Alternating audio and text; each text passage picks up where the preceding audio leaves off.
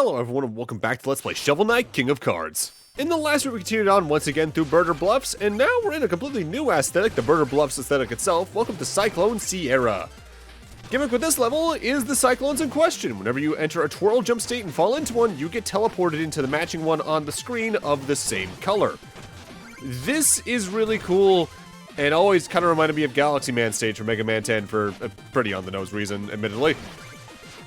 With that said, on my first playthrough, I definitely died here a lot, but I think it was entirely because of impatience at this point. Like I mentioned, I wasn't the biggest fan of this specific campaign to start with when I first played it. More accurately, I was getting consistently frustrated because I was playing it weirdly aggressively, I guess, which I guess kind of matches with how I was playing with the other campaigns, but you really can't do that in King of Cards because of its more numerous levels with more, I'm not going to say more dangerous level design, but the more,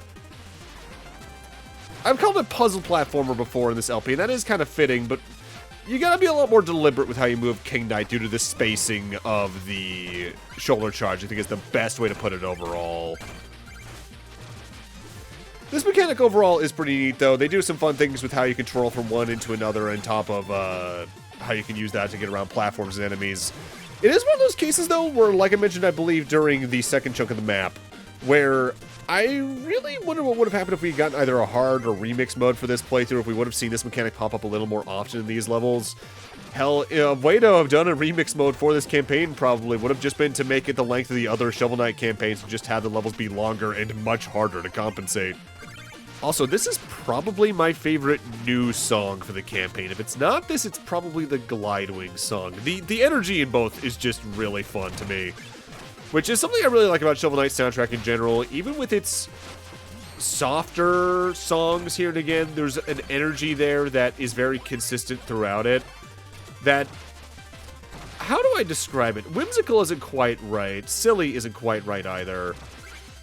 The word that really comes to mind for describing it is just that it's a very funness to the music, which that doesn't really feel any kind of grammatically correct, but you feel what I mean, where there's sometimes just music that's like, you know, that's just fun. The entire Shovel Knight soundtrack really emanates that across all versions of it. I remember dying in this exact section right here a lot on my first playthrough, and in retrospect, I really can't tell why. I think maybe what it was I was constantly trying to shoulder dash into this little crook over here instead of just grabbing the ladder or something, and maybe that caused me to bounce off these tornadoes in a specific way. I don't know.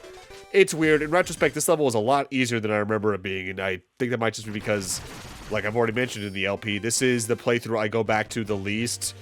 So my memories about how I reacted during a certain thing in the original playthrough are either twisted by time or just frustration from playing it in a way that was probably not what they immediately intended. Alright, I believe we're now over 100 merit medals, so we're getting there at this point. Only about 30 some odd remain. Ahem. While much has been said of the feeling of flight, it's really no different than flying a kite. The pulling of strings and the rush of young wonder. You may escape land, but you can't escape thunder. Wise words in general, but the fact that the Bard of all people is the one that says that makes me imagine that there was one night where Cooper took control of the Glidewing and flew directly through a thunderstorm to, traumatic, results for everyone else involved. And you know, it would track. So at this point, I have a ridiculous amount of money saved up, so time to get the gold plating to finish off the Glidewing.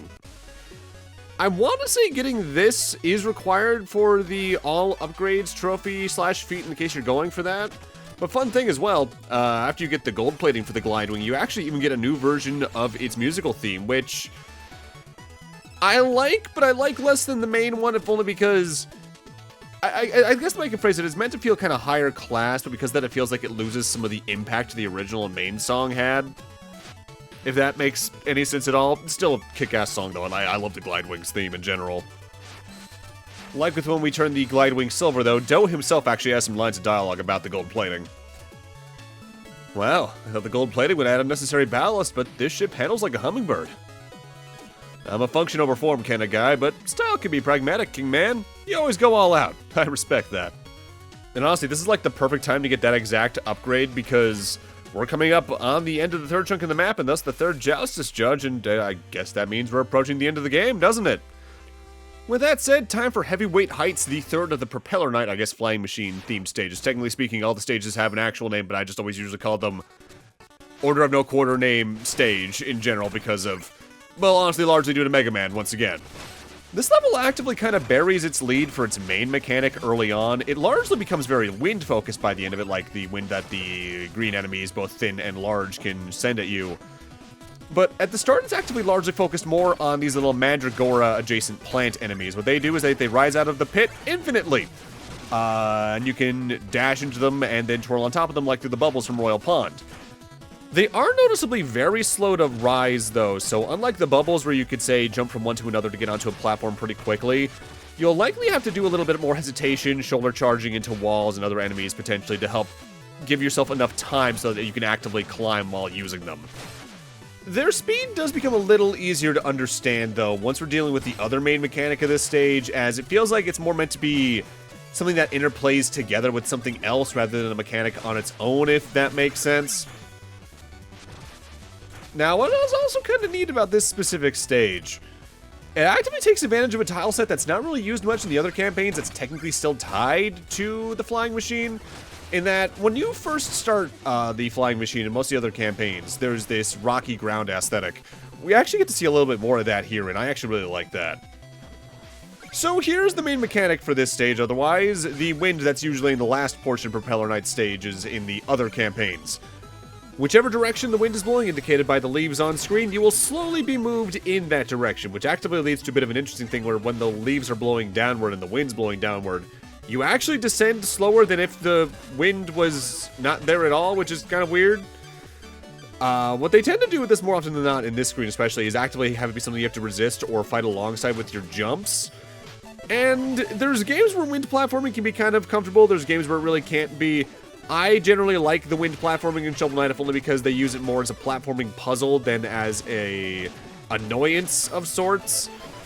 The wind is what really makes the Mandragora stand out more as a mechanic, only because now you have to actively worry more about the wind pushing you left and right, which makes their active ascension speed less of an issue because there's more pressing issues at the mind. With that said, right here are the blade scale enemies. We've gotten their card already in my deck, and it's one of my favorites to use in Joustus. But they're actively one of the most annoying enemies in the game, only because their movement is very predicated on staying above you and trying to hit you with projectiles, which, in a way, with the sub-weapons you get, actually feels like an enemy type that would feel better in, like, Specter Knight's campaign, but because you're using King Knight here, where they're exclusive to, they actively end up being one of the most annoying enemies in the game. I really do not like fighting them. Thankfully, there's not too many of them in the campaign, albeit that's partially because you encounter them in what is a very near endgame stage. Ramp Bombardier can go a long way with them, but if you want to actively get their money, make sure you actively kill them over a platform, especially if there's no wind pushing you, because otherwise you're probably just going to lose out on that, like, 150, 200 gold, which at this point is mostly going to go into Joustus cards, but hey, you know, your mileage may vary on what you've bought at this point, depending on how many times you've died. If there is one thing I do find interesting about the wind in King of Cards, though, specifically, it's that they use it a lot less like a puzzle like they do in the older campaigns, especially Shovel of Hope and Plague of Shadows. Because in those campaigns, you were largely completely up to the whims of the wind. You just had to control yourself horizontally to escape spikes in some form or another. In this campaign, largely, it's more used as a way to push or pull you during platforming, which makes it a lot faster-paced feeling, admittedly. But it makes it also a little bit more of a fight against the wind rather than using it as the platforming, if that makes sense. And I think I do prefer how the older campaigns handled it in that regard. Not that the original Shovel Knight stuff didn't do this, though, because near the end of the stage, there was a bit like this, for instance, right here, where it's just pushing and pulling you back and forth. I died here several times on my practice run of this stage, I remember, to the point where I think my last run of practice, before I actually just decided to record the level, I died right before the exit ring and went, screw it, good enough, and went from there. These last few jumps in specific while avoiding enemies can be a little testing. The wind partnered with this specific enemy right here can lead to a lot of testing of your knowledge of spacing with King Knight's attacks and all that, which makes sense to have this close to the end of the game, admittedly. Also, the death I mentioned a moment ago happened literally right here. I just went for the exit ring when the wind was blowing against me rather than with me, and, well, that was, right at the end there, wasn't it? Oopsie daisy. And thus we have access to our next Joustus Specter Knight. Been a little bit. Haven't seen you since part 1. Time flows ever on, Specter Knight. Is our grand game proceeding as planned? A contender has defeated 2 Joustus judges. They now travel as one, headed to the Birder Bluffs. Splendid. Soon everyone will be brought together. I'd feared ours would be a protracted struggle, but the Joustus crown turned out to be the right angle. What fools. Is something wrong, Specter Knight? Is our cohort making you uncomfortable? Toy with me no longer. Enough of this tangent. Do not be obtuse, ghost. Stray not from your path. Come now. It's time we up and left. Yes, I tire of this foolishness. Leave the Reaper to his task. Soon enough we shall reveal our hand.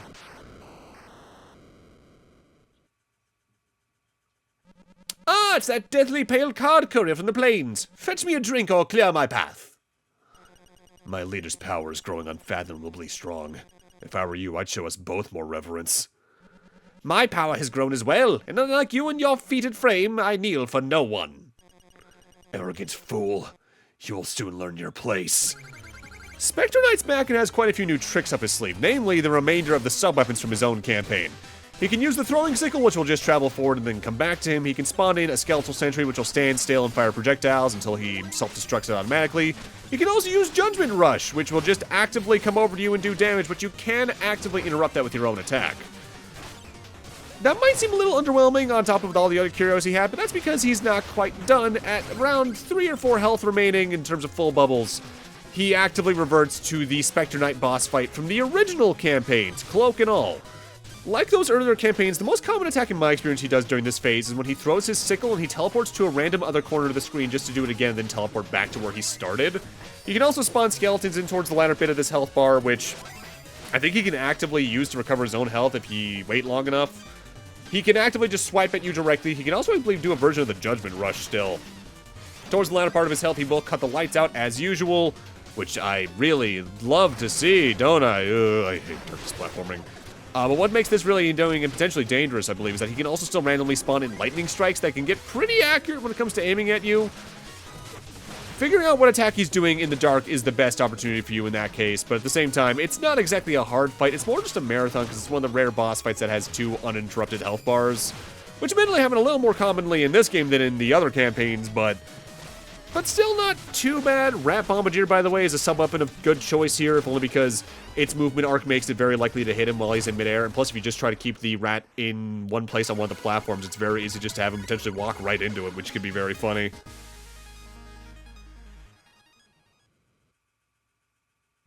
Enough! The final king lies just ahead.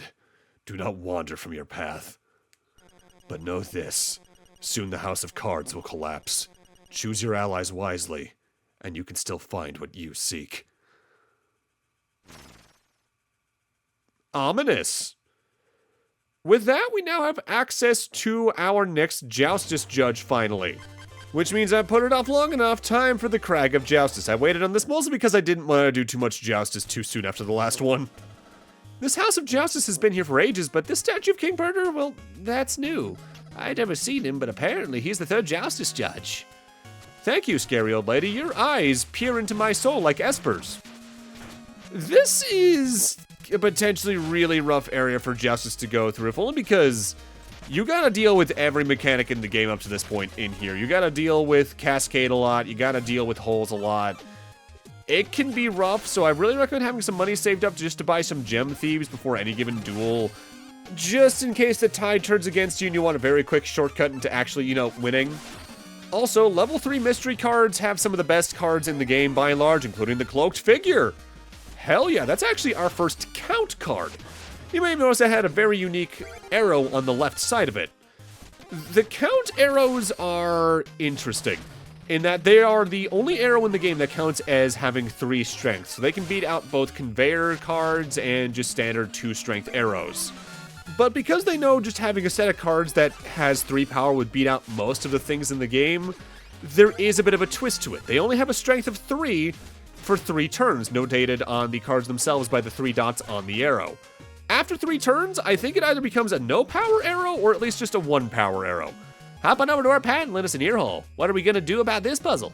Sorry, I don't know. Maybe he should just solve it.